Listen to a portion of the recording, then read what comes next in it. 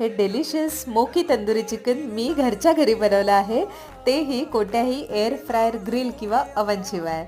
तर 150 ग्रॅम मी चिकन घेतलेलं आहे, त्याला स्लिट केलेलं आहे जेणेकरून मसाले चांगले आतपर्यंत लागतील.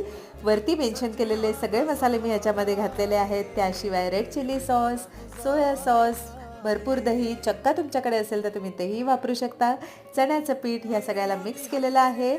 मीठ, भरपूर कोथिंबीर, कसुरी मेथी टाकून पुन्हा एकदा मिक्स केलेला आहे. हा सगळा मसाला चिकनला व्यवस्थित मॅरिनेट करायचा आहे. कमीत कमी 10 ते 15 मिनटं किंवा ओव्हरनाईटही तुम्ही ठेवू शकता. आणि अशा पद्धतीने डबल पॅन मेथड वापरून चिकन आपल्याला कुक करून घ्यायचं आहे. आणि त्याला एक ॲडिशनल स्मोकी फ्लेवर देण्यासाठी तुम्ही कोळशाचा वापर करू शकता. कोळसा नसेल तर नारळाची करवंटीसुद्धा वापरू शकता. अशा पद्धतीने तुम्ही घरी नक्की ट्राय करून बघा डिलिशियस स्मोकी तंदुरी चिकन.